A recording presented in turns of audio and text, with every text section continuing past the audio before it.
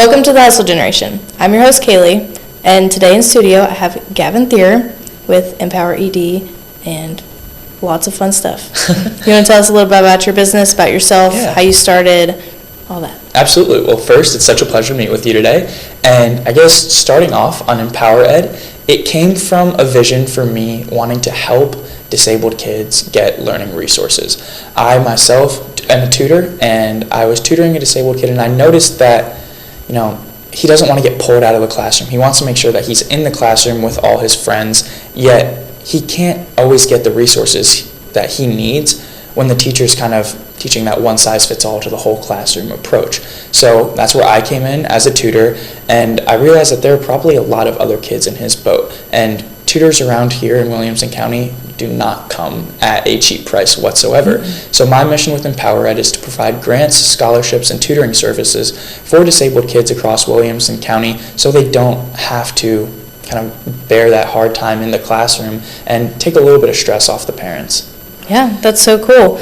So this is your first year at the IC, correct? Yes. And you came in at the beginning of the year with another business with a couple other people. Do you want to tell us a little bit about that and how you changed businesses, how you decided that this is not for me? So start of the year, I came in with two other kids and we launched a business called Wilco Apparel, where we take kind of general clothing from sports teams around the county. So let's say you have a Page High football shirt, yet 50 other parents have that same Page High football shirt. You want to stand out at the football game when you're cheering on your son, daughter, whoever it may be. And what we do is we take that shirt for them, and just a quick service, we kind of punch their last name and number on the back so we make sure that they kind of stay unique and stand out in that crowd. Now from that, I am still somewhat remaining with that group, just kind of from a laid back role. I'm making sure that I'm helping them where they need to be helped, but also making sure that I help people that lie within my passions. So right now, to try and start EmpowerED, I did run into a lot of kind of trouble on the startup costs for a nonprofit. So right now I'm starting a new business called Tutor Find, which is an AI-powered tutor matching network where students like myself that are eager to tutor, eager to help people, make sure that parents don't have to pay for an overpriced and underqualified tutor that you so often see. Now, making sure that we are keeping the tutoring personalized through the AI system. A client may come and enter in all the strengths and weaknesses of their student, a little bio about themselves, what they need specific help on, what their interests are, and AI will match that to the bios of our tutors from an A+ to an F- grade, making sure that parents don't have to worry if they're getting a good fit for their student. And what was that moment that you said, like, I want to start something, especially a nonprofit, since it is so hard to start? What made you really think, I want to help people and help do this? Absolutely. So it really came when I was tutoring one of my disabled clients. He has ADHD and dyslexia, and I was talking with his mom after the session, and she was really just expressing her gratitude on this isn't just tutoring. I really became this kid's friend. I saw how much of an impact I had on his life. I really enjoyed going over there and helping him, and he really enjoyed my presence. And it went beyond that. I'd stay and I'd go on the weekends and toss a football with him, because ultimately for me, tutoring doesn't end inside the classroom and with work. It's truly building a connection, and I want to provide that for as many kids as possible across Tennessee. Wow, that's very impactful. And do you want to take this business outside of Tennessee, make it a global thing, that this is a site that you could get on?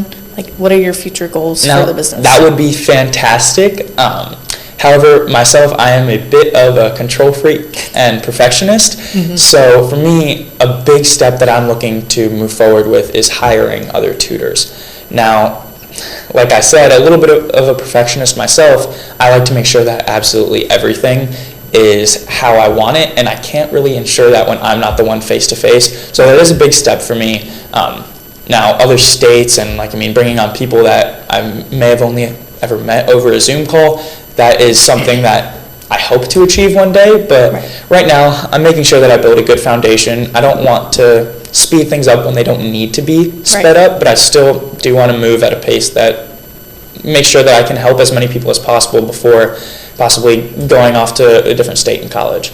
Right. Yes. That was my next question is what are your plans for college? You're a junior, right? So what are your plans for college right now? So for college, I'm just kind of narrowing down my list right now. I do expect me to go out of state. Obviously, like, I mean, I'm going to aim for Ivy League, but not the end of the world. I grew up in Florida, so I do really want to go into kind of a finance business pathway, and University of Florida does have a great program. I do think realistically that's where I'll end up, but you know, I'm open to a lot of places. I just recently went to Chicago, toured Northwestern, and loved it. So that's my exciting. mind's open, and I'm just ready to see where the future takes me. Yes, you got plenty of time. Plenty of time. Yeah, don't wait till the last minute though. Did you? Yes. Talking from experience? Yes. Take my advice. Do not wait till the last minute, because then you'll be stuck at community college. Is that where you're going to go next year? Yes. Nice. Yes. And where are you looking to go after that? Probably Trevecca. Oh, wow. Yeah, so I'll do 2 years at Columbia State.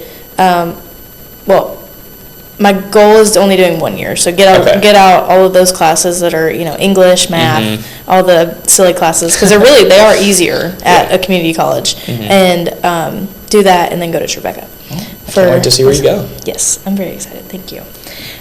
So besides EIC, what are your other extracurriculars? Yeah, so I play football, basketball. I'm the president of a service league around here called the Young Men's Service League, which helps kind of mothers and sons connect over community service. It's a chapter of, I believe, around 100 boys around the Nashville area, all different high school grades, and yeah, we just provide experiences and opportunities for these people to go out in the community and make a difference. It can be often hard to find opportunities within the community sometimes. It feels like you're going on all these different websites and it's like, oh, you need to create this account, and then you try to create the account and then it's like created at this different website. It's like a whole problem. So the whole thing is kind of catering to them and finding the opportunities for them. So all they have to do is just go out in the community and do their service. Aside from that, I work at Lifetime, the gym. Yeah. Not glorious, but it gets the job done. There you go. And yeah, like, I mean, I'd say my big two things are business and education. I love both of them, and they follow me through almost every facet of my life, and yeah, that's me. Cool. So you have all those extracurriculars. You're in school. You have multiple businesses that you're running. What is your biggest piece of advice to staying focused and balancing all of it? So this might sound a little cliche, but making sure that you take your work seriously, but not yourself. It's often heard a lot, but it really is true, and I didn't really get to experience that until this year. I loaded myself up on a lot of classes, a lot of extracurriculars. I mean, I'm the vice president of my school's Model UN Club, obviously vice president of hospitality for Tennessee DECA, but that's a new position, but still making sure that I stay consistent with taking time for myself. I'm a big fan of scheduling, and like I was saying, a little bit of a control freak. I need to know where I'm going to be at all times, and the first thing I schedule is personal time. It's the most important thing in my life, and without that, everything else around it would crumble. A lot of people, especially you see like these people trying to go all out for their college application, and at the end of the day, they lose sight of who they really are. They're more focused on what they're doing, not who they are while they're doing it. Right. So I think it's really important to make sure that you don't let your work consume you, and make sure that you have time to be yourself. Yeah, that's very important. Yeah, it's so important to obviously have a schedule. Like, that's one big thing I'm really about, is I always know what I'm doing every single day, every single hour of the day, but then like you have to schedule personal time. It's just so important about what you do. Helps you keep yourself calm. Yeah, if I that's the goal. I'd flip out if I didn't have any. So you talked about DECA. Have you been in DECA all 3 years of high school? I have not. No? I'm a 2-year DECA member. Yeah. I joined last year after the current president of my school chapter, Sam Ross. He convinced me to join, and ever since then, like, I mean, I really haven't looked back. I remember the moment where it hit me, where I really knew that this is something that I really want to be a part of, Yeah. Was when I went to state last year, and you could just feel the environment of being around so many like-minded individuals. And for me, it was a place where I could bring in kind of the competition and my like competitive spirit, and also my passion for business, pursuit of knowledge, and kind of everything I stand for. So that's when I found out that I really wanted to move forward with DECA. And obviously this year I ran for state office, and It was great. It's amazing. Campaign was amazing. Thank you. Yeah, I've been in DECA all 4 years of high school. My sophomore year, I trained to be chapter president, so I was my chapter's president last year and this year. Oh wow, nice. Yes, so it's That's been lots of amazing. fun. Yeah, it's been lots of fun. DECA's an amazing club. What they stand for, it's business and fun. Yes. It's exactly what.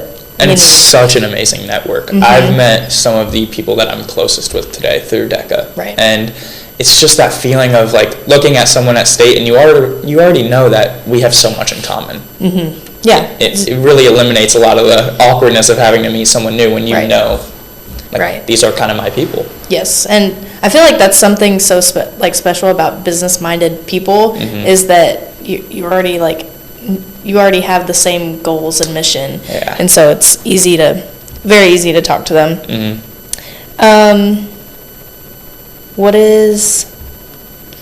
How has DECA helped you with your businesses?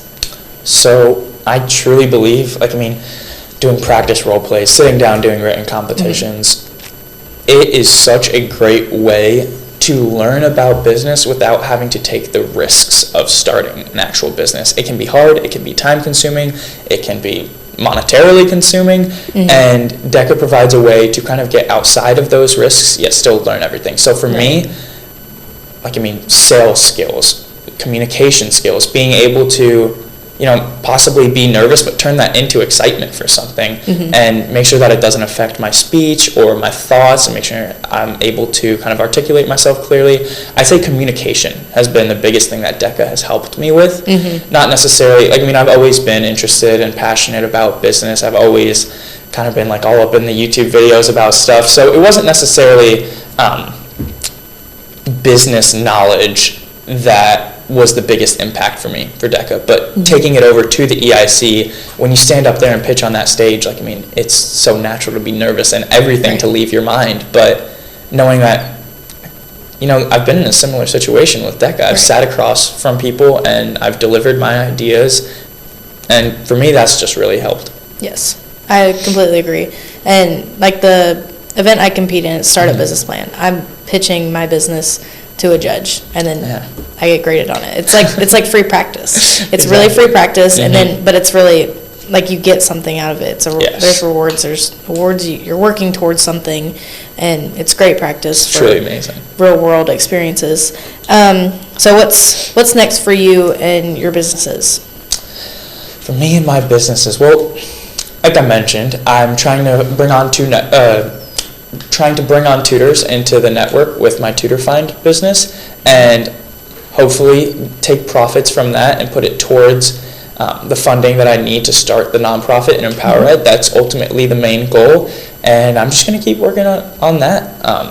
EIC wise, now DECA wise, obviously new position, Vice President of Hospitality. I'm so eager to get to work with my team. I know, they're all such amazing people with such amazing ideas, and I'm really excited to see how we're able to help give every single DECA member a voice this year. That was my big thing during my campaign. I want to give everyone a platform. I want to amplify everyone's voice, and I want to make sure that the smallest voice within the smallest chapter is heard just as much as the biggest voice within the biggest chapter. I want to make sure that we're giving recognition. I have just maybe a little sneak peek for some ideas coming up. We're looking at doing a member of the month, and we're also looking at dividing chapter of the month into possibly size categories. That's cool. Yeah, to make sure that smaller chapters are getting recognitions too. So that's super awesome. Just a little teaser. Yes. Well, that's exciting. I'm sad I'll be out of DECA when you're. I'm really sad. But that's one of my goals. I want to start a chapter at Columbia State for collegiate DECA. Well, if you ever need any resources, please come to me. Yes. I will try. So where do you see yourself in 5 years? 5 years. Well, hopefully in 5 years, I'm at the college of, not my choice, but the college that worked out. You know, I'm a big believer that everything will work out the way it's supposed to, and to not have any regrets in the past. So hopefully I'm at the college that worked out, studying finance. I do want to hopefully have an internship secured and a pretty good idea of companies that I will be trying to work with coming out of college. I should go into college with a little bit of a head start with the classes. So, maybe even if it's a smaller college that accepts more AP credits, I might be looking at graduating about now. So, yeah, I'm really excited to see where it takes me. I try not to look too far in advance. I know a lot of people, goal-wise, are setting goals for kind of now, 5 years, 10 years. I really look at trying to maximize everything that I can do in the moment. And maybe it's a flaw sometimes, but I really think it helps me stay present and not worry. I'm a big person that if I get out of control, I'll start worrying really easily. And I think looking in the future and trying to plan every little detail is a big contributor to that. So making sure that making sure that I can do everything I can within the present moment is a big thing for me. So just trying to do what I can now. There you go. And what's your final piece of advice for kids our age, juggling businesses, who want to start a business, anything? So I actually think a good analogy for this comes from baseball. I used to play baseball, but don't sit on the curveball. So when you're hitting, when you're up to plate, a lot of people, it's going through their mind, okay, is this going to be a fastball, curveball, changeup? They're trying to anticipate the pitch. Don't wait for the unexpected in life. If you see a hole, if you see a fastball coming down the middle, shoot for it. Take every advantage you can, swing as hard as you possibly can, and don't sit on something that might not come.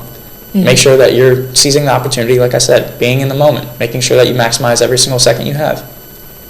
Yeah, well, that's amazing. Well, it was great to have you. Everybody go follow you want to say your Instagram? Yeah, absolutely. If you search up the Tennessee DECA VP of Hospitality, you can go follow that. Stay tuned with all the exciting things to come DECA-wise this year. EmpowerED.tn is also the account that I have for my nonprofit that I'm trying to start up. I'd love if you guys could possibly show some support on that account, kind of get us one step closer to making that kind of be reality. And yeah, thank you so much for having me on today. Of course. And stay tuned for next episode on Friday.